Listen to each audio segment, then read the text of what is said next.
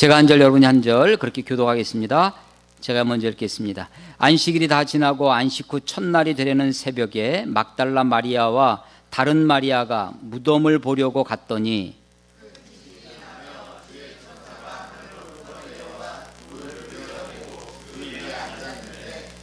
그 형상이 번개 같고 그 옷은 눈같이 희거늘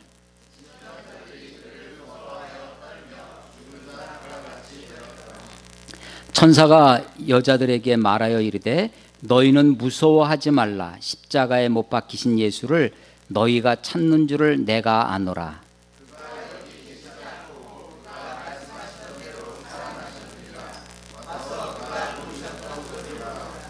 또 빨리 가서 그의 제자들에게 이르되 그가 죽은 자 가운데서 살아나셨고 너희보다 먼저 갈릴리로 가시나니 거기서 너희가 배우리라 하라. 보라 내가 너희에게 일렀느니라 하거늘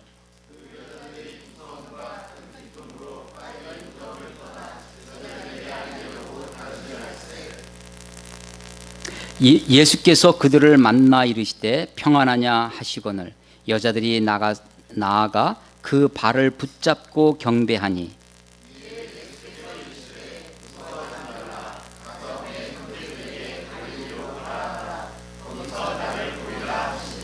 아멘. 아멘. 예, 오늘 우리 함께 봉독한 이 말씀으로 부활하신 예수님은 왜 갈릴리로 가시는가? 여기 써 있죠? 설교 제목이? 예, 부활하신 예수님은 왜 갈릴리로 가시는가? 라는 제목으로 말씀 나누도록 하겠습니다. 예, 예수님이 우리들에게 전해주신 복음, 예수의 복음은 한마디로 무슨 복음이냐면 하나님 나라의 복음이라고 여러 번 말씀을 드렸습니다. 하나님 나라의 복음. 자, 예수님은 하나님 나라가 가까웠다라는 그것이 기쁜 소식이라는 것입니다. 하나님 나라의 기쁜 소식을, 하나님 나라의 복음을 우리들에게 전해 주셨습니다. 그것을 마태복음의 저자 마태는 그것을 천국 복음이라고 우리들에게 가르쳐 주었죠. 천국 복음, 하나님 나라의 복음입니다. 자, 예수님이 우리들에게 전한 복음이 있는데 예수님의 복음을 받아서 우리들에게 그 복음을 전해준 사도들의 복음이 있습니다. 사도들이 전한 복음은 무슨 복음이냐면 똑같은 걸 전한 것이 아니냐라고 생각하기 쉽지만 물론 같은 의미인데 우리는 그것을 뭐라고 하냐면 사도들의 복음, 사도들이 우리에게 전해준 복음은 예수님의 부활의 복음입니다. 예수님의 부활의 복음이 사도들의 복음이에요. 그러니까 무슨 얘기냐면 예수님이 하나님 나라의 복음을 전해주셨는데 그 예수님이 어떤 분이시냐? 그 예수님이 하나님의 아들로서 우리에게 오셔서 그 예수님이 우리의 문제를, 인류의 문제를 해결해 주신 그런 분이다 라는 것을 우리가 어떻게 알았느냐? 바로 예수님의 부활로 알았다고 하는 것입니다. 우리 성경 한 곳 한번 찾아보겠습니다. 고린도전서 15장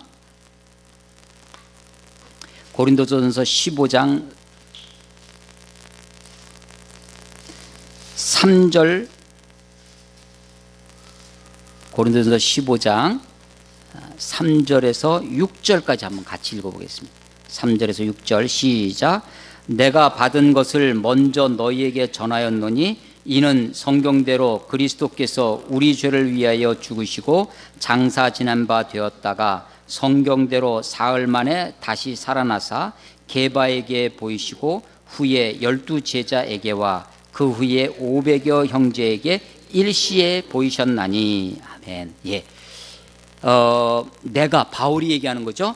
내가 받은 것을 먼저 너희에게 전하였느니, 우리말은 먼저 하니까 다음에 앞서는 것 먼저 이런 것처럼 들리는데 가장 중요하게 이런 뜻이에요. 먼저 받은 것을 전하는 것입니다. 복음은 창조하는 게 아니에요. 사도들이 창조해서 창안해서 우리들에게 전해준 것이 아니라 받은 것을 전하는 것입니다. 그러니까 사도 바울이 누구에게 받았냐면 예수님께 받았습니다. 그래서 내가 받은 것을 먼저 너에게 전하였으니 이는 그 받고 전한 것이 뭐냐면 성경대로 그리스도께서 우리를 위해 죽으시고 장사 지낸 바 되었다가 성경대로 사흘 만에 다시 살아나사 게바에게 보이시고, 성경대로가 두 번 나와요. 그래서 성경대로의 하나에 뭐가 있냐면 죽으시고 장사 지냈다. 죽으심과 장사 지내. 죽은 게 확실하다. 그 죽었으니까 땅에 묻는 것, 매장하는 것, 뭐 요즘은 우리가 뭐 화장을 하든 뭘 하든 그게 다 장례죠. 장례일이 장사입니다. 장사. 죽은 시신을 처리하는 것을 우리가 장사라고 하는데, 예수님이 죽은 게 확실하니까 죽지 않았다고 하는 사람들도 있어요. 부활의 반대, 부활을 반대하는 반대 주장들. 부활한 게 아니다. 부활 같은 게 어디 있느냐. 부활의 반대 주장의 첫 번째가 뭐냐면 기절설이에요. 기절설. 예수님이 죽었다가 살아난 것이 아니라 잠시 기절했다가 깨어나신 것이다. 그게 무슨 부활이냐라는 거예요. 그런데 예수님의 부활이 확실해요. 왜냐하면 확실히 죽었기 때문입니다. 예수님이 십자가에 달리셨을 때 요한복음 20장에 보면 이게 유월절 축제의 첫날입니다. 유월절 금요일 밤부터 예수님이 금요일 12시에 달리셔서 3시에 죽으셨는데, 금요일 밤 저녁 때 해질 때부터 안식일이 시작되는 그 유월절 축제, 유월절과 무교절의 시작이에요. 그래서 이 축제 기간 동안에 시체를 달아놓을 수 없다라고 해서 보통은 십자가에 달리면 빨리 안 죽습니다. 피가 다 자기 진액이 다 빠지고 그래서 고통을 길게 하고 고통을 극대화하기 위한 로마의 처형법이 십자가 처형법입니다. 그래서 로마인들한테는, 로마 시민권자한테는 십자가 처형법이 금지되어 있었어요. 로마가 지배하는, 로마가 정복한 다른 민족들에게만 십자가 처형법을 했고, 주로 정치범들에게, 정치라는 것은 반역을 하는 거죠. 주로 반역하는 정치범들에게 내렸던 처형법이, 예수님도 사실은 밀란이 날까봐, 소요가 일어날까봐 빌라도가 내어주는 거거든요. 자, 십자가에서 보통은 짧으면 3일, 길면 일주일 이상, 열흘까지 매달려서 완전히 그 자기의 고통을 최대한 느끼면서 죽어가는 거죠. 그런데 예수님이 바로 몇 시간 만에 죽으셨어요? 양쪽에 다른 강도들이 있었는데 그 사람들은 안 죽었습니다. 그러니까 일부러 다리를 꺾고 죽이는 거죠. 근데 예수님이 이미 죽은 걸 확인하고, 이 군병들은 사형 전문 집행관들입니다. 그래서 죽은 걸 확인하고 옆구리에 창만 찔렀어요. 옆구리에 창을 찌른 이유가 죽은 것을 혹시라도 해서 한 번 더 확인하는 거죠. 그랬더니 요한복음에 보면 물과 피가 쏟아져 나왔습니다. 물과 피가 나온지라. 여러분, 우리가 칼로 손을 베면 우리 몸의 70%가 몸이죠. 어린아이들은 수분이 많아서 80%라고 그러고, 점점점 늙으면 수분이 빠져서 노인들은 60%로 줄어든다고 그래요. 근데 보통은 70%의 수분이 우리 몸에 있습니다. 수분이 70% 있어도 이것은 체내에 다 이렇게 들어가 있기 때문에 칼로 빈다고 해서 물이 나오는 게 아닙니다. 다 몸이, 세포가 그 수분을 안고 있을 뿐이죠. 피만 나오죠. 그런데 이것이 생체 리듬이 다 깨지고 죽고 나면 물이 나온다고 그래요. 그래서 이 시신이 썩고 하면 물과 피가 막 섞여서 이렇게 나오는데, 예수님은 3시간 만에 옆구리에 창을 찌르니까 물과 피가 쏟아졌다. 그리고 예수님을 아리마대 요셉이라고 하는 부자가 자기가 묻히려고 동굴 무덤을 파놨어요. 동굴 무덤을 파고, 그 동굴 무덤은 이 앞에 입구를 어떻게 막냐면 경사지게 해놓고 큰 돌을 갖다가 굴려서 입구를 막는 거죠. 그래서 이 동굴 무덤에, 이 빈 새 무덤에 아리마대 요셉이라는 사람이 예수님의 시신을 빌라도에게 달라고 해가지고 거기에 장사 지냅니다. 거기에 무덤 속에 놓고 돌을 굴려서 있었습니다. 기절이 아니라 그래서 성경대로 그리스도께서 우리를 위해 죽으시고 장사 지낸 바 되었다. 죽으시고 장사되었다. 죽음이 확실하다는 것이죠. 또 성경대로 다시 살아나사 살아난 것이 확실한 것을 사람들에게 보이셨어요. 그래서 성경대로가 우리 조금 전에 읽은 고린도서 15장 3절로부터 읽으면 성경대로가 2번 나오는데 성경대로의 동사가 2개씩 따라 나옵니다. 하나가 뭐냐면 성경대로 죽으시고 장사 지냈다. 성경대로 다시 살아나시고 사람들에게 보이셨다. 이게 영어 성경 우리 NIV 성경을 읽어보면 접속사 대시 나오는데요. 대시 딱 4개가 나와요. 성경대로 2번 나오고 according to the scripture라고 하는 성경대로라는 말하고 대절이 4개가 나와요. 4절에 다 성경대로 첫 번째 죽으시고 두 번째 장사되고 세 번째 다시 살아나시고 네 번째 사람들에게 보이셨다. 사람들에게 보이는데 제일 처음에 베드로에게 보이시고 12 제자에게 보이시고 500여 명에게 일시에 보이셨다라고 하는 이 부활의 반대 주장 중에 예수님이 부활했다고 하는 것을 예수님이 부활하신 것이 아니라 사람들이 환상을 본 거다. 너무 사모하는 바람에 그래서 제일 먼저 봤던 사람이 오늘도 보면 마태복음 28장에 막달라 마리아를 비롯한 여자들이 예수님을 제일 먼저 보거든요. 봐라. 보통 심약한 여자들이 이렇게 하는 거 아니냐. 그래서 환상설이라고 합니다. 환상을 봤다. 예수님의 환상을 본 것이지 예수님이 부활하신 게 아니다 라고 하는 것입니다. 환상을 볼 수도 있겠죠. 그런데 여러 사람에게 그것도 500여 명에게 동시에 한꺼번에 보이시는 것은 그것은 불가능하죠. 그리고 또 환상이 헛개비처럼 환상이라면 내 손을 만져봐라. 내 옆구리에 창자국에 손을 넣어봐라. 이렇게 할 수 없는 거죠. 우리 아까 그 애니메이션 봤는데 요한복음 20장에 보면 생선을 구운 생선을 함께 드시는 먹고 오늘도 여기 보면 부활하신 예수님을 막달라 마리아가 만나는데 평안하뇨라고 예수님이 물으니까 예수님을 알아보죠. 그리고 그에게 다가가서 예수님의 발을 붙잡고 환상은 붙잡을 수가 없죠. 붙잡고 그에게 경배하니. 그래서 부활의 반대 주장 첫 번째가 기절설, 두 번째가 환상설입니다. 세 번째가 있는데 세 번째는 뭐냐면 도적설입니다. 훔쳐갔다는 거예요. 예수님의 시체를. 예수님의 부활의 아주 강력한 주장이 뭐냐면 무덤이 비어 있어요.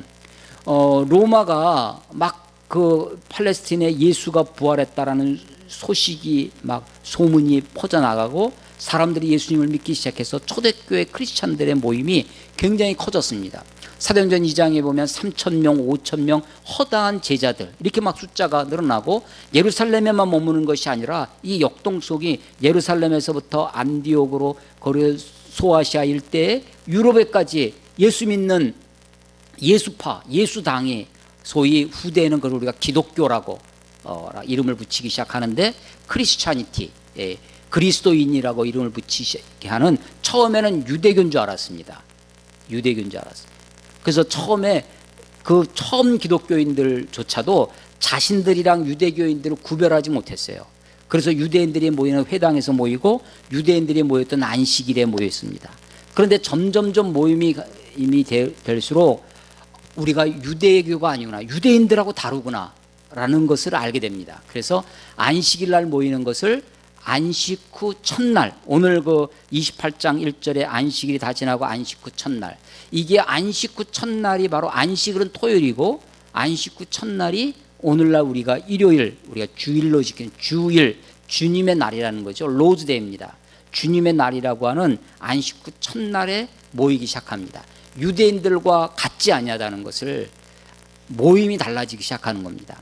회당에서 모이고 성전에서 예루살렘 성전에서 모이던 것이 이제 따로 모이기 시작합니다. 장소도 달라지고 모이는 시간도 달라지면서 유대인들로부터 배척을 받고 유대인들로부터 박해를 받기 시작합니다.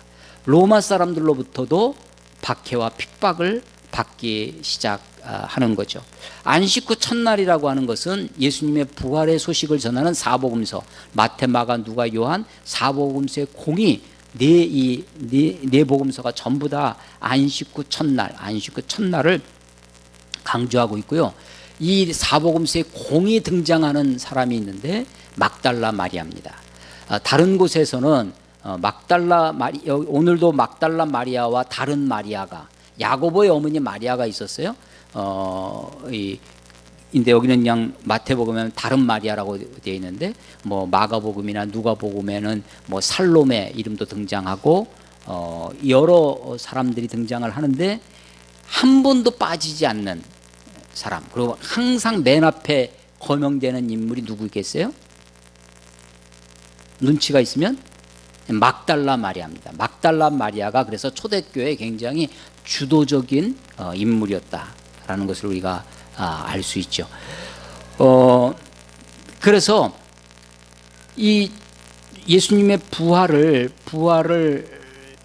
그렇게 막 소문이 퍼져가고 많은 기독교 운동이, 초대대 크리스찬들의 운동이 막 일어나서 곳곳에서 기독교 모임이, 크리스찬의 모임들이 생겨나는 것을 한 방에 다 클리어할 수 있는, 다 잠재우고 다 없앨 수 있는 방법이 뭐였냐면, 로마가 혹은 유대교의 대지장들이 예수님의 시신을 보여주는 것입니다. 예수님의 시체가 여기 있다. 우리 한국에는 이 습한, 이 수분이 많은 나라라 시신이 빨리 썩습니다. 특히 여름철에 옛날에 장사 지내고 우리 병원이나 이런 영안실, 냉동 보관 시설이 없었던 때는 집에서 장례를 치르면 3일만 돼도 구더기가 나오고 그랬어요, 시신에서. 그런데 이 팔레스틴, 이스라엘 땅은 기본적으로 건조합니다. 석회석 돌이 많은 나라고요. 그래서 이런 데는 시신이 썩기보다는 주로 마릅니다.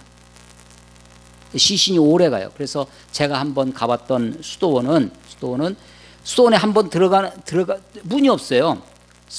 문이 없으니까 밧줄 타고 올라갑니다.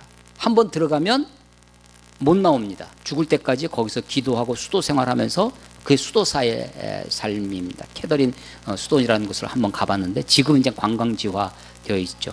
그런데 그 여러 방들이 있습니다. 방 중에 하나가 거기서 죽은, 그 수도원에서 죽은 이 수도사들을 거기다 묻어요.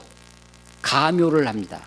가묘를 해서 묻어서 이게 다 없어질 것, 살과 이런 것들은 다 없어지고 뼈만 남죠. 앙상하게 뼈만 나요.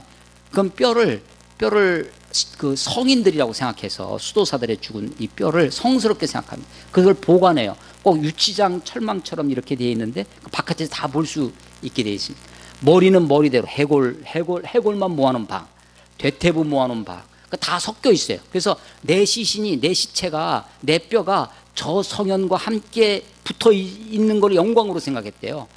그래서 이 머리는 머리대로 다 붙여놔서 막 이렇게 수북이 쌓여 있는 수도원을 가본 적이 있습니다. 무슨 얘기냐면 예수님의 시신이 빨리 썩지 않았을 거예요.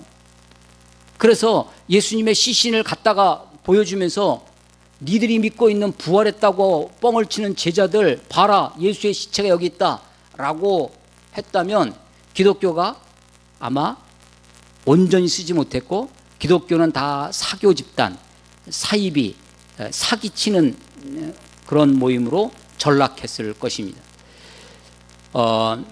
부활의 가장 강력한 증거는 빈 무덤입니다. 예수님의 시체가 없다는 빈 무덤이고요. 두 번째는 뭐냐면 부활을 증거하는 제자들의 삶의 변화입니다. 제자들이 어떤 제자들이었냐면 베드로처럼 예수님을 3번 부인하고, 다른 제자들도 다 도망쳤어요. 그런데 그 예수를 위해서 이제는 베드로처럼 십자가에 거꾸로 못 박혀 죽기도 하고 온갖 박해와 핍박에 순교하는 제자들로 바뀌어갑니다. 그래서 오히려 그 박해와 순교가 기독교를 더 초대교회의 이 복음의 확산에 기름 역할을 해서 그 순교와 박해를 보면서도 부활하신 예수님처럼 우리도 저렇게 부활할 텐데, 부활이 너무나 확실하니까 제자들의 변화, 초대교회의 변화, 그들의 삶이 부활의 가장 강력한 증거일 것입니다. 부활의 가장 강력한 증거, 하나는 빈 무덤이고 또 하나는 제자들의 변화된 삶입니다. 부활을 반대하는 이론, 첫째가 기절설, 잠깐 기절했다 깨어났다. 예수님이 부활하신 것이 아니라 환상을 봤다, 환상설. 예수님의 시체를 훔쳐갔다라고 하는 도적설. 이 도적설은요, 누가 도둑질해 가냐면 제자들이 도둑질해 갈 것이다 라고 하는 거예요. 예수님의 십자가에 못 박도록 이 옆에서 굉장히 사주하고 백성들을 선동했던 대제사장들이 빌라도에 가가지고 뭐라고 요청하냐면, 저자가 살아있을 때, 예수님을 보고 하는 얘기예요. 저자가 살아있을 때 자기가 다시 살아난다고 했는데, 그러니까 이 대제사장들이나 이 악인들도 예수의 부활의 예고를 듣고 있었습니다.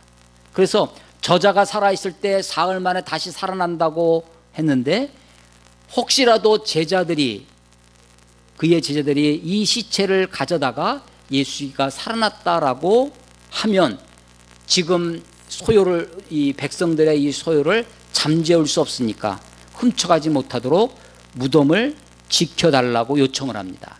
그래서 빌라도가 허락을 하죠. 그래서 군병들이 예수님의 시체를 지킵니다. 만약에 예수님이 죽지 않고 기절했다가 차가운 돌 무덤 속에 있어서 시원한 곳에서 정신이 나서 깨어나셨다면 두 가지 난제가 있는데요. 돌이 기울기가 경사가 져서 돌이 굴려서 자동으로 문 쪽으로 기울어지게, 동굴 입구 쪽으로 기울어지도록 그림이 그려지시죠? 그렇게 동굴을 막고 있는데 그 큰 돌을 밀고, 지금 계속 신문을 당하시고 고난을 받으셨던 주님이 십자가에 달려서 기진맥진한 그분이 잠시 정신을 차렸다 할지라도 그 예수님이 그 돌을 밀고 나오는 슈퍼맨이 돼야 되는 거죠. 그 나왔더니 군병들이 있는 거예요. 돌을 밀고 나왔더니 그 군병들을 단칼에 그냥 해치우시고 제자들을 만나셨다라고 하는 이야기가 되고요. 만약에 예수님의 시체를 제자들이 훔쳐갔다면 이 제자들이 어떤 제자들이냐면 사실은 겁장입니다. 도망친 제자들이에요. 그들이 정신을 다시 차리고 의기투합해서 로마 군병들을, 이 갈릴리 어부 촌 사람들이 그냥 몽둥이 들고 작대기 들고 와가지고 군병들을 다 해치우고 예수님의 시체를 가져갔다 라고 하는 말이 되죠. 그래서 이것도 어렵고 불가능한 일입니다. 그래서 예수님의 부활을 반대하는 증거, 기절설, 환상설, 도적설, 이런 것이 다 합리적인 증거가 되지 못하고 우리 예수님의 빈 무덤, 예수님의 제자들, 사도들의 변화된 삶, 이런 것들이 부활의 가장 강력한 증거가 된다라고 하는 것입니다. 오늘 이 마태복음 28장을 읽으면서 오늘 설교 제목이 부활하신 예수님이 왜 지금 예수님 십자가에 달리신 곳이 예루살렘입니다. 예루살렘, 예수님의 그 처형 장소가 해골 모양을 닮았다 그래서 골고다라고 부르는 언덕이에요. 골고다, 혹은 이것을 로마식으로 부르면 갈보리가 됩니다. 똑같은 지명이에요. 골고다라고도 하고 갈보리라고도 하는 그곳에, 거기서 처형이 되었습니다. 바로 그 예루살렘 올드시티, 옛날, 지금의 예루살렘 큰 신시가지 말고 옛날 그 구시가지 그 올드시티 안에 성이 작습니다. 바로 옆에 그 예루살렘 성이 있는 거예요. 근데 예수님이 예루살렘으로 가자, 예루살렘을 정복하자, 혹은 그 당시에는 로마 총독이 어디 있었냐면, 예루살렘은 산성이에요. 산성이라 또 종교적으로는 굉장히 중요한 곳이지만 군사적으로나 더 중요한 것이 가이사라라고 하는 해변의 도시입니다. 항구 도시. 로마가 지중해로부터, 그래서 총독은 어디에 있었냐면 가이사랴. 가이사라의 뜻이 뭐냐면 가이사, 시저의 이름을 따서 가이사라에, 거기에 평상시 로마 군대가 주둔합니다. 그래서 지중해를 통해서 무역도 하고 교통의 중지가 되는 거죠. 이 가이사라에 평상시에 있다가 백성들이 많이 모이는 그런 축제 기간, 절기가 되면 총독이, 빌라도 총독이 군병들을 데리고 예루살렘 성에 올라옵니다. 올라오면 임시로 거쳐야 할 곳이 필요하죠. 그래서 그것을 성경에 보면 관정이라고 표현되어 있는데, 브라이도리온이라고 하는, 지금도 그 기둥이 남아 있습니다. 하얀 그 기둥, 예루살렘에 가면 그 관정에서 있다가 이 대제사장이 끌고 온 예수를 빌라도가 새벽 아침부터 신문합니다. 사실은 이 겟세마네 동산에서 밤에 기도하시다가 잡혀온 예수님을 대제사장이 자기 뜰에서 신문을 하죠. 이건 불법 재판입니다. 사실은 새벽에, 밤에, 우리도 지금 현행법으로도 밤에 24시간 야간 온라이트로 신문을 하면 동의가 있어야 돼요. 피의자 동의가, 그게 없이는 불법인 겁니다. 그 율법에도 해 뜰 때부터 해 질 때까지 낮에만 재판하게 되어 있어요. 그런데 예수님은 새벽에 불법 재판을 해서 이 사람은 사형에 해당된다.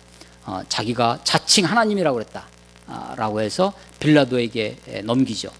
빌라도가 마침 6월절 절기를 지키려고 밀란, 백성들이 많이 모이는 밀란을 대비해서 예루살렘에 와 있었습니다. 그 빌라도가 보니까 죄가 없는 거예요. 몇 번이나 그랬냐면 3번. 나는 이 사람의 죄를 찾지 못하겠노라. 죄를 찾지 못하겠노라 라는 것을 3번이나 합니다.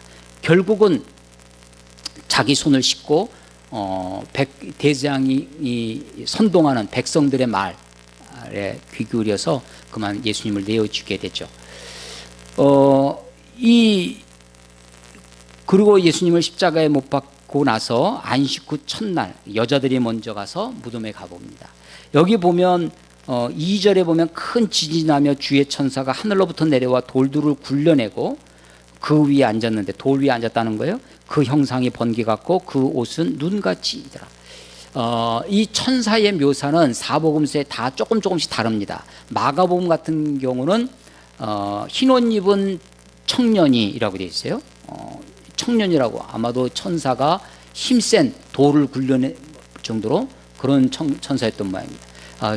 청년으로 묘사가 되어 있고, 찬란한 옷 입은 천사, 누가복음, 요한복음에도 다 다르게 되어 있지만 무엇인가 신비한 존재가 있었어요. 신비한 존재가 있어서 이 돌을 밀어내고 예수님의 그 빈 무덤을 여자들이 볼 수 있도록, 그 여자들이 향품을 가지고 예수님이 급하게 장례가를 치는 바람에 그렇게 썩지 않고 말라가는 그 시체를 위해서 몸에다가 죽은 시신에게 향료를 발라줍니다. 향품을. 그런데 그것을 못한 거예요. 그래서 누가복음, 마가복음에 보면 여자들이 새벽 일찍 예수님의 무덤에 찾아가면서 걱정을 해요. 이 돌을 누가 굴려줄까? 라는 걱정을 하는 장면이 있습니다. 근데 가서 보니까 돌이 굴려져 있고 천사가 나타나 있는 거죠. 이 천사가 하는 말이 5절에 천사가 여자들에게 말하 이르되 너희는 무서워하지 말라. 십자가에 못 박히신 예수를 너희가 찾는 줄을 내가 아노라. 그가 여기 계시지 않고 빈 무덤이라는 겁니다. 그가 말씀하신 대로 살아나셨느니라. 와서 그가 누우셨던 곳을 보라. 또 빨리 가서 그의 제자들에게 이르되, 다른 제자들, 남자 제자들이에요. 이르되 그가 죽은 자 가운데서 살아나셨고 너희보다 먼저 갈릴리로 가시나니 거기서 너희가 배우리라. 갈릴리로, 너희들 보다 먼저 갈릴리로 갈 테니까 거기서 예수님을 만나라라고 하는 거예요. 그렇게 가서 전하라는 것입니다. 그래서 막 놀라서 제자들에게 달려가는데 8절, 그 여자들이 무서워 큰 기쁨으로 빨리 무덤을 떠나 제자들에게 알리려고 달려갈새, 다름질할새 예수께서 그들을 만나, 그 가는 길에 예수님을 만난 거예요. 예수님도 평안하냐 하시거늘 여자들이 나아가 그 발을 붙잡고, 환상이 아니었다는 거죠. 발을 붙잡고 예수님께 경배합니다. 10절, 이에 예수께서 이르시되 무서워하지 말라. 가서, 제자들에게 가서, 남자 사도들에게 가서 내 형제, 누구냐면 제자들입니다. 제자들을 예수님이 뭐라고 부르냐면 내 형제라고 부르고 있어요. 내 형제들에게 갈릴리로 가라 하라. 거기서 나를 보리라. 지금 전달자가 둘이에요. 하나는 천사가 전달자입니다. 그리고 또 하나가 막달라 마리아를 비롯한 여자들이 전달자 역할을 해. 누구에게? 사도들에게 이렇게 전하라는 거예요. 전하라는 것의 핵심은 두 가지인데, 하나는 예수님이 살아나셨다, 십자가에 못 박히신 예수님이 다시 부활하셨다는 거고, 또 하나는 그것은 사실을 얘기해 주는 거고, 또 하나는 지시사항이 있었어요. 갈릴리로 가라는 겁니다. 갈릴리로. 왜 갈릴리로 가라고 그러셨을까요?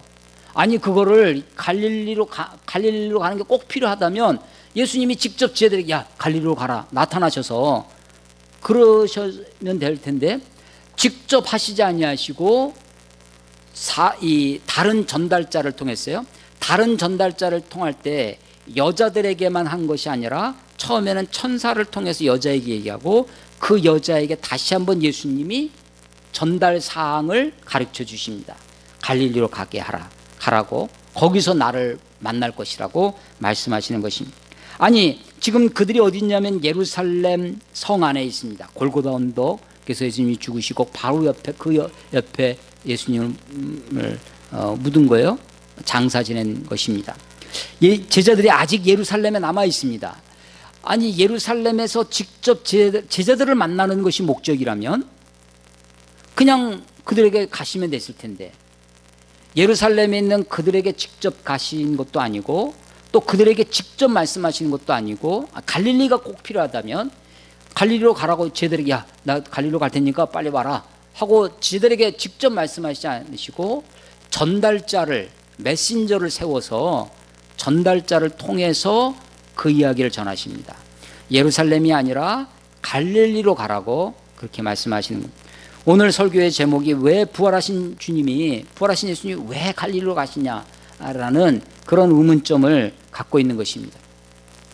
사실은 예수님의 행적에, 예수님의 복음서에 보면 예수님의 일관된 지향점이 있어요.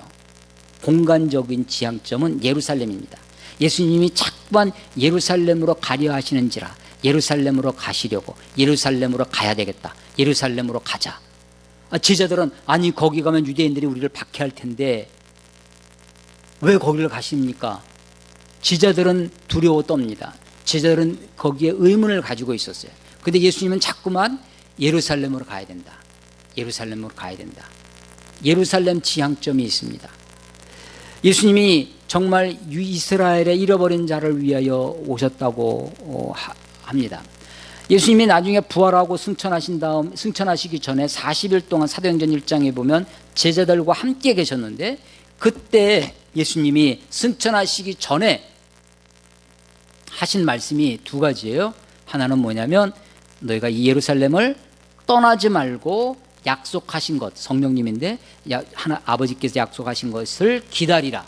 예루살렘을 떠나지 말라는 거예요. 그리고 너에게 성령이 임하시면, 약속하신 것이 오면 성령이 너에게 임하시면 너희가 권능을 받고 예루살렘과 사마리아와 유대와 사마리아 온 땅 끝까지 이르러 내 증인이 되리라. 이 말씀을 하시는 겁니다. 그러니까 예수님이 지금 예루살렘을 떠나지 말라고 하세요.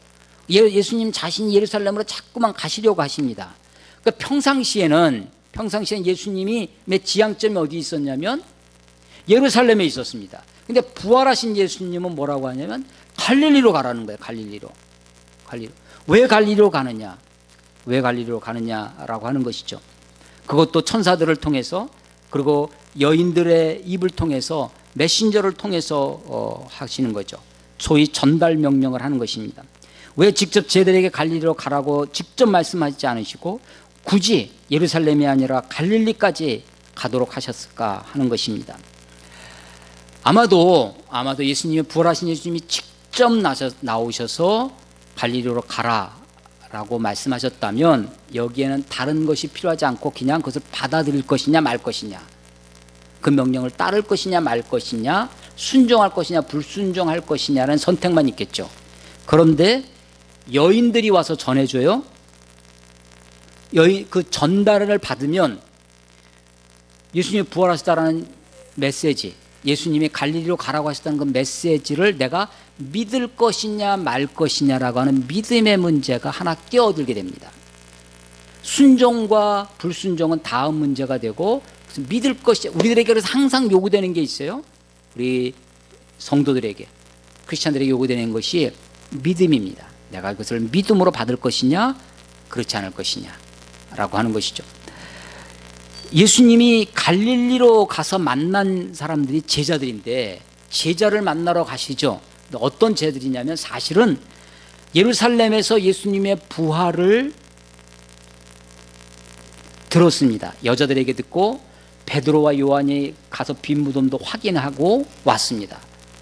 그리고 그들이 있던 그 밤에 안식 후 첫날 저녁에 요한복음 20장에 보면 그들이 유대인들이 무서워서 문을 닫고 방에 있는데 거기 예수님이 호련히 나타나십니다. 근데 마침 거기에 누가 없었냐면 도마가 없었어요. 그래서 도마가 나는 못 믿겠다 라고 하던, 그래서 그때 예수님이 나타나서 너에게 평강이 있을지어다 라고 말씀해, 부활하신 예수님이 쟤들에게 나타나시기도 하셨습니다. 그럼에도 불구하고 쟤들이 어떻게 하냐면, 오늘 우리 칠드런 타임에서 본 것처럼 쟤들이 어디에 가 있어요? 갈릴리 바닷가에 가 있습니다. 갈릴리 호수, 디베랴 호수에 가서 뭐 하고 있냐면 고기 낚고 있어요. 마치 어린아이들이 동생 보면 어렸을 때 모양으로 돌아갑니다. 그걸 뭐라고 그래요? 뒤로 돌아가는 것? 퇴행이라고 그러죠. 제자들이 예수님을 만나고 배와 그물을 버려두고 주님을 따라갔었어요. 그런데 부활하고 승천하고 부활하신 다음에 주님이 나타나셨지만 이제 따라갈 예수님이 눈앞에는 없습니다. 그러니까 어떻게 하냐면 그들이 퇴행합니다. 갈릴리로 돌아가요. 가서 베드로가 말하기를 나는 고기나 낚으러 가야 되겠다. 그래? 베드로가 나간다고 그러니까 베드로가 리더십이 있어요.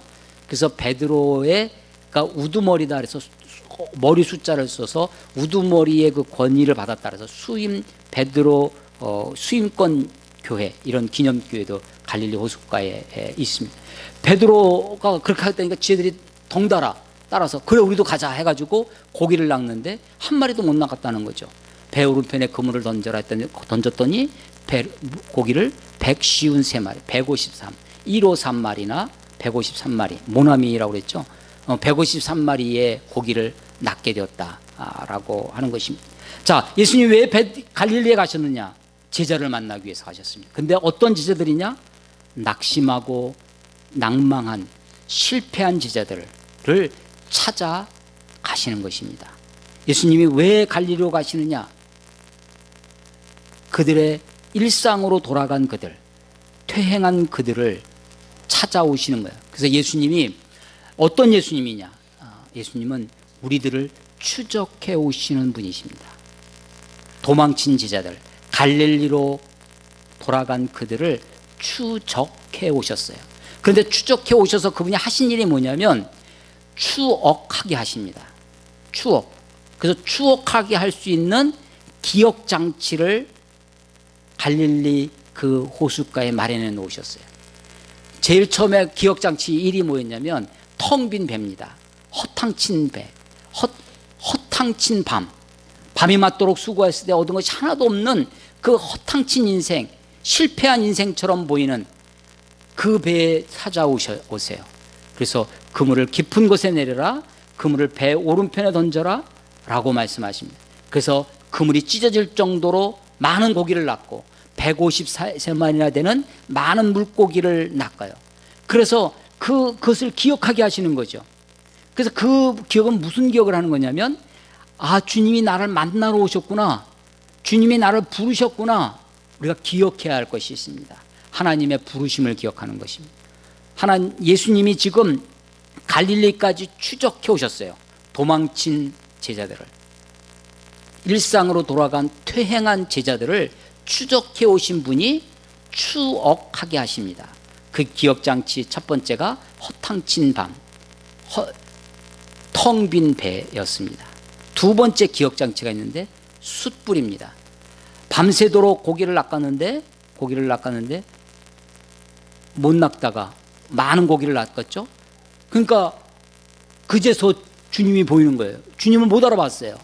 제일 먼저 알아본 것은 젊은 빠릿빠릿한 눈치 있는 요한이었습니다. 주시라, 주님이시다 그랬더니 동작이 빠른 거는 베드로입니다.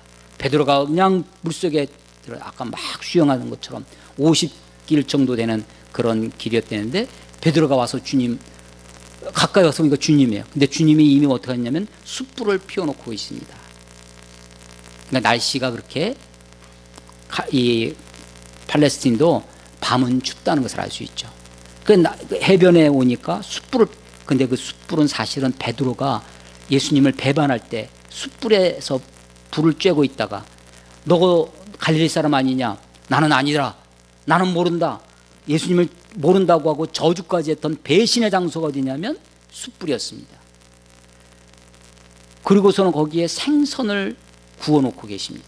이 생선은 제자들이 잡아온 생선이 아니라 주님이 준비해 놓은 생선이죠. 생선과 떡을 그들로 조반을 먹게 하십니다. 생선과 떡 하면 뭐가 생각나세요? 예, 그렇습니다. 오병이어가 생각나십니다. 예수님의 채워주심, 용납하. 여러분 5,000명 먹을 때요, 자, 지난 기말고사에 F학점 받은 애들은 먹지 마라, 11조 안 내는 사람 먹지 마라, 그러신 게 아니에요. 5,000명 아무 조건 없습니다. 주님의 은혜가 하나님의 은혜가 악인과 선인에게 비치는 거죠. 학벌이나 인종이나 성별이나 아무것도 차별이 없이 그냥, 그래서 오병이어는요 우리들에게 채움 그리고 나눔이 있는데 또 하나 하나님 편에서의 용납이 있습니다. 누구든지 내게 나오는 자를 다 채워주시고 다 죽이시는 그런 거죠. 자, 기억장치 3개가 있었어요. 기억장치 하나가 뭐냐면 텅 빈 배였습니다. 허탕친 밤. 두 번째가 숯불. 숯불은 텅 빈 배는 부르심, 만남을 기억하는 겁니다. 나를 부르셨다는 거예요. 숯불은 제자들의 베드로의 실패, 배신, 죄, 허물을 기억하는 것입니다. 그리고 생선과 떡은 오병이요, 채움, 나눔, 하나님의 용납하심을 기억하는 거죠. 자, 예수님이 지금 갈릴리까지 도망친 제자들을 추적해 오셨습니다. 그리고 그들로 하여금 추억하게 하셨어요. 그런데 추억하지만 추궁하지는 않으셨어요. 너 그때 왜 나를 모른다고 그랬냐? 너 그때 무슨 의도로 그렇게 한 거냐? 너 그게 제자로서 합당한 일이냐? 라고 우리를 다구치지 않으세요. 여러분, 성경에요 하나님 우리를 추궁하신 적이 없어요. 가늠한 여인을 잡혀와가지고 돌로 칠 거야, 아무도 없었죠. 다 도망치고. 그럴 때 야, 이제 아무도 없으니까 이제 야, 너랑 나랑 예수님이 너랑 나랑 단둘이 있을 때, 야, 그래, 도대체 어느 놈이랑 어떻게 나쁜 짓을 했냐? 나한테 한번 이실직고해라. 탕자가 돌아옵니다. 탕자가 허락받을 때 다 돌아왔을 때 그 탕자를 아버지가 얼싸안고 춤을 막 하죠. 그때 야, 내가 너한테 준 돈 도대체 어디다가 다 써버렸냐? 어디다 탕진했냐? 이실직고하랬다. 막 이렇게 추궁하거나 다그치시지 않으셨어요. 다 받아주십니다. 다. 그래서 자, 예수님이 도망친 제자들을 추적해 오셨습니다. 그들로 하여금 추억하게 하셨어요. 그러나 추궁하지는 않으셨습니다. 추궁하지 않으신 그분이 또 하나 하게 한 게 있습니다. 그게 뭐냐면 그들로 하여금 추구하게 하셨습니다. 추구. 그래서 4가지 추가 있어요. 추가 4개예요. 하나가 뭐예요? 추적. 추적효신 예수님. 추억하게 하시는 예수님. 추궁하지 않으시는 예수님. 우리로 하여금 추구하게, 추구, 펄슈, 추구하게 하신다는 거예요. 뭘 추구하게 하시느냐? 네가 나를 사랑하느냐? 예, 내가 주님을 사랑하는 줄 주께서 하시나이다. 그래? 그러면 내 양을 먹이라. 내 양을 치라. 내 양을 먹이라고 하세요. 자, 지금 고기 낚는 것이 전부인 줄 알았습니다. 이렇게 살다 이렇게 죽는 거지 라고 생각했던 제들에게 다시 찾아오셔서 그게 인생의 전부가 아니란다. 너희들에게 새로운 삶이 있단다. 더 중요한 삶이 있다. 일상으로 돌아온 그들을 일상으로 찾아오셨어요. 그래서 예루살렘은 제자들이 갈릴리에서 배와 그물을 버리고 특별하게 예루살렘에 온 거예요. 그 특별한 삶 속에 예수님이 거기서 만나시는 것이 아니라 어디서 만나셨냐면 일상의 삶에서 만나십니다. 여러분, 마태복음 24장에 마지막 때에 대한 주님의 말씀이 있는데요, 그때 마지막 때가 되면 그때는 인자가 다시 오시는 재림의 때죠. 종말은 재림과 같은 말이에요. 그래서 그때 인자가 임하심에 그때는 노아의 때와 같나니, 마태복음 24장 37절 39절에 보면 노아의 때와 같이 인자 임함도 그러하리라. 홍수 전에 노아가 방주에 들어가던 날까지 사람들이 먹고 마시고 장가들고 시집가고 있으면서 홍수가 나서 그들을 다 멸하기까지 깨닫지 못하였으니 인자의 임함도 이와 같으리라. 마지막 때가 노아의 홍수로 다 멸하시던 때와 동일하게 인자의 임하심, 재림 때도 그 종말도 동일하다는 거예요. 뭐가 동일하냐? 사람들이 먹고 마시고 장가가고 시집가고 하다가 그 멸망의 때를 모른다는 거예요. 아니, 먹고 마시고 그러면 장가가고 시집가지 말라는 겁니까? 아니죠. 먹고 마시고 시집가고 장가가고 일상의 삶을 살아야 됩니다. 일상이 중요하죠. 그런데 일상이 전부가 아니라는 것을 알아야 됩니다. 일상이 중요해서 주님이 그 일상 속으로 우리들을 찾으러 오세요. 일상에서 우리를 만나기를 원해서 갈릴리로 오시는 거예요. 실패하고 좌절하는 것이 우리 인생이잖아요. 허탕치고 아무 헛수고 하는 것이 어쩌면 우리의 인생일런지 모릅니다. 그런데 그런 인생에게 찾아오시는 것입니다. 추적해 오시는 분이에요. 그리고 우리로 하여금 추억하게 하십니다. 나를 부르셨던 그때를, 나를 부르시고 나를 만나주시던 그 추억의 장소, 그것을 기억하게 하시는 거예요. 추억하게 하십니다. 그런데 주님이 우리의 과거를 추억하지만 과거를 추궁하진 않으세요. 너 왜 그 모양으로 살았냐? 너 왜 그것밖에 하지 못하느냐? 너 목사라면서 그따위로 사냐고 나를 추궁하시는 분이 아니시고, 네가 나를 사랑하느냐? 그러면 내 양을 먹이라고 새로운 삶의 모습으로, 새로운 사역으로, 새로운 삶과 새로운 사역으로, 일상이 중요하지만 일상이 전부가 아니라 그 일상을 뛰어넘어서 무엇인가 하나님이 나에게 부르시는 새로운 사명을 추구하도록 하시는 거예요. 4가지 추가 있다고 그랬어요. 도망친 자들을 추적해 오시는 예수님. 그래서 우리들로 하여금 우리를 만나기 전에 추억하게 하시고, 그러나 우리의 과거를 추궁하지 않으시고 새로운 삶과 사역으로 우리들을 그것을 추구하도록 하시는 것입니다. 예수님이 왜 예루살렘의 번화한 데가 아니라, 아니 그 당시 세계를 지배하던 로마 시로 진군하자고 부활하신 예수님께서 사람들을 선동하시는 것이 아니라 갈릴리에 낙심하고 돌아가서 일상으로 퇴행해 가고 있는 그들을 찾아오십니다. 우리의 삶이 비록 실패하고 좌절하고 낭망 중에 있더라도 부활하신 주님, 우리를 다시 찾아와 우리를 만나주시는 그분을 우리가 다시 뵙고, 우리의 아픈 과거, 우리의 실패하고 실수한 과거 때문에 스스로 거기에 침몰되어 있거나, 혹은 내 일상이 중요하다고 먹고 마시고 시집가고 장가가는 그 일상의 삶에만 매몰되어 살지 않고, 하나님이 우리를 부르신 그 부르심에 응답하고 하나님이 우리에게 주신 사명을 깨닫고 살아가는 저와 여러분이 되었으면 좋겠습니다. 갈릴리가 굉장히 중요한 것입니다. 마태복음 오늘 10절까지만 읽었지만 마태복음 뒤에 보면 그러므로 너희는 가서 모든 족속으로 제자를 삼아, 이런 아주 지상 대사명의 말씀이 마지막에 나오는데, 그 말씀을 어디서 주셨느냐? 마태복음 28장 16절에 보면 11 제자가 갈릴리에 가서 제자들에게 예수께서 지시하신 산에 이르러 예수를 배웠고 그를 경배하니까 예수님이 그러므로 너희는 가서, 사명을 어디서 주시느냐? 갈릴리에서 주셨다는 것입니다. 예루살렘이 아니었습니다. 그래서 그 갈릴리에서 다시 깨달은 그가, 갈릴리 자체가 그러나 궁극적인 목적이 아니에요. 이것을 본고지로 여기서 잘 먹고 잘 살자라고 갈릴리를 번영의 도시로, 갈릴리를 종교적 성지로 만들기 위해서 갈릴리로 가시는 것이 아닙니다. 거기서 만난 그분이 그러면 너희는 가서 모든 족속으로 제자를 삼아.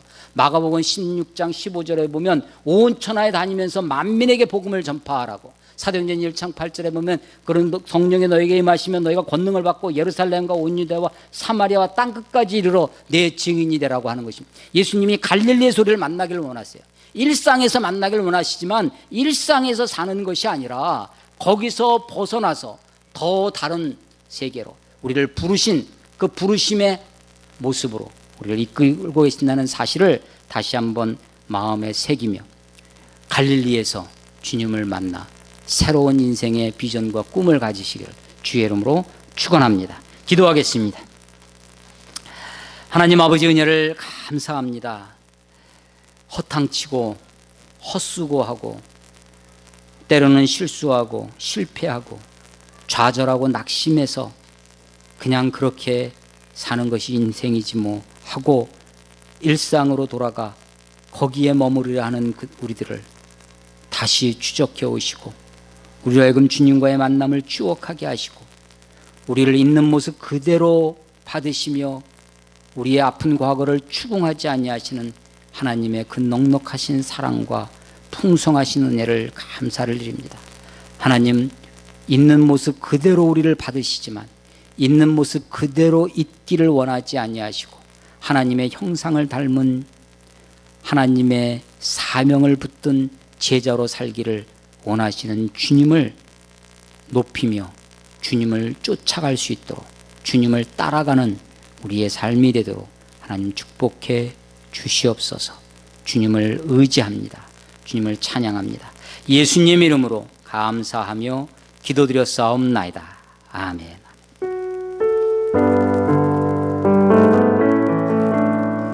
주님 말씀하시면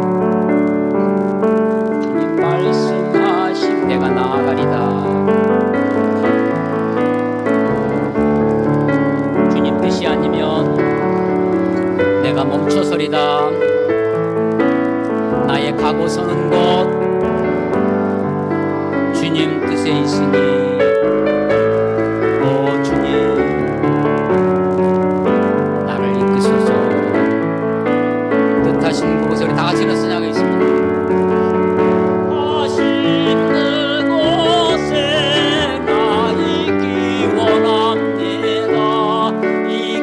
이끄시는 대로 순종하며 살리니 연약한 내 영혼 통하여 일하소서. 주님 나라와 그 뜻을 위하여 주님 나를 이끄소서.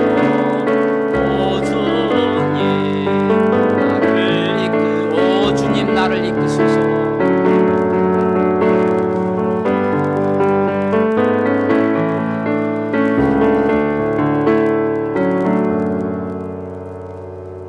지금은 죄와 죽음에서 우리를 구원하신 예수 그리스도의 은혜와 하늘과 땅을 지으시고 지금도 역사하시는 무한하신 하나님의 사랑과 성령의 감화 감동 교통하심이 부활절을 맞아 부활의 소망을 가지기를 원하는 교회와 성도들 위해 이제로부터 영원히 함께 하실 것을 축원하옵나이다. 아멘.